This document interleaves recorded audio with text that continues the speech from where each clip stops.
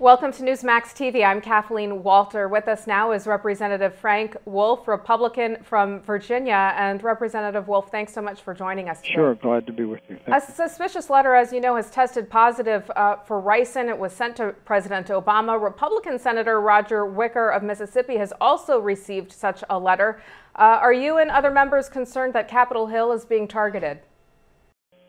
Well, I guess the answer would be yes. The fact that, other members have, or Roger has, and you also remember the case on the anthrax. It was Senator Daschle's office, if you recall. So I think these things periodically come, and you're concerned for the young people who open up the mail and also for the people in the mailroom who are processing this thing. The mails all go out to a processing center.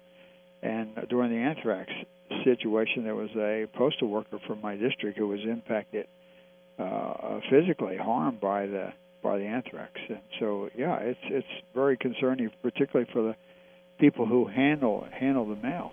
And this, of course, comes on the heels of the attacks in Boston, and a little more than 6 months after the attack in Benghazi. You've been very critical of the Obama administration and House leadership for their handling of the investigation into Benghazi. But before we get to Benghazi, what concerns do you have about the Boston attacks this week?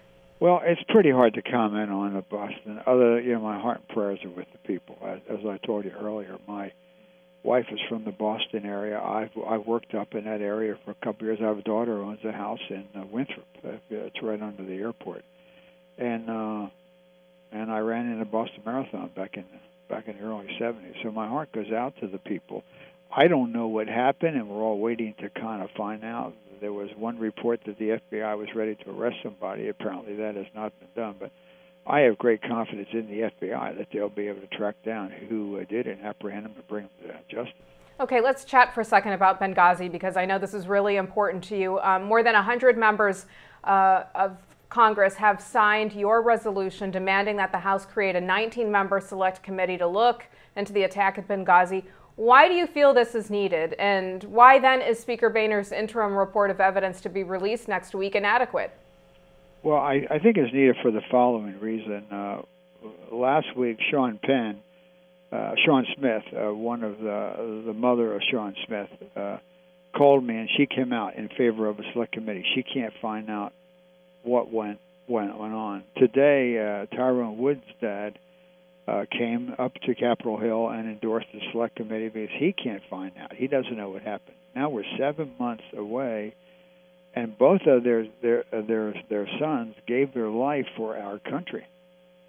You also had the letter from General Boykin, signed by 700 Special Operations officers. General Boykin was the officer in command who led the effort in Mogadishu, was involved during the Black Hawk Down, if you remember the movie. And 700 special op people have signed a letter saying they have series of questions and they've never been answered. Why were they not rescued? And I think no one's ever been subpoenaed.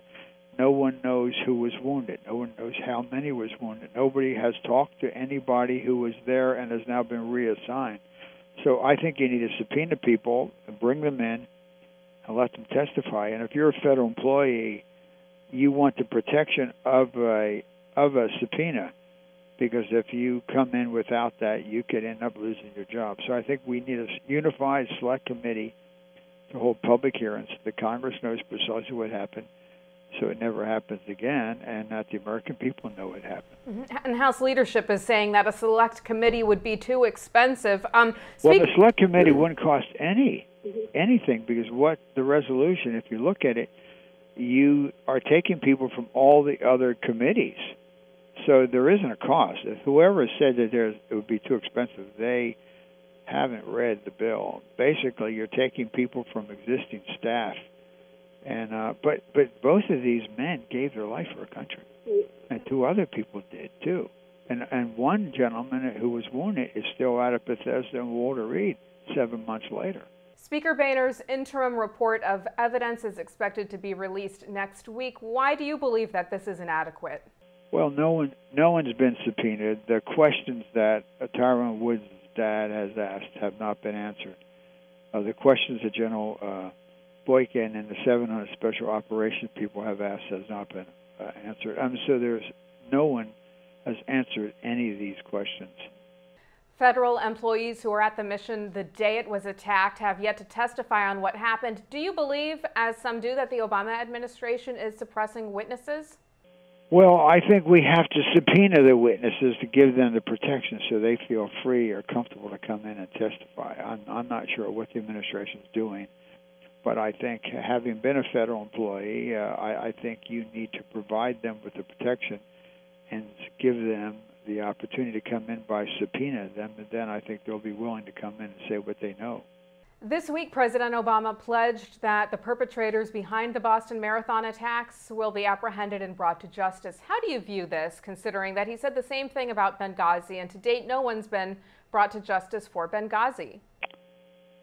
Well, that's a good question. I mean, I believe they will be apprehended and brought to justice, and eventually I would hope and expect that those involved in Benghazi will be apprehended and brought to justice. Right now, though, the problem with the Benghazi situation is it's being treated as a law enforcement issue, and yet it's in an area of the world that you can't just go to. The FBI has been given a lead in the case, and the FBI can't just go to Benghazi and operate and arrest someone, whereas here in the United States they have that opportunity. So I think they're a little bit different, but I'm confident ultimately the people in both Benghazi will be apprehended and brought to justice, but the same for those who were involved in the Boston attack. All right, Representative Frank Wolf, thanks for being with us today. Thank you, ma'am. And thank you for watching Newsmax TV.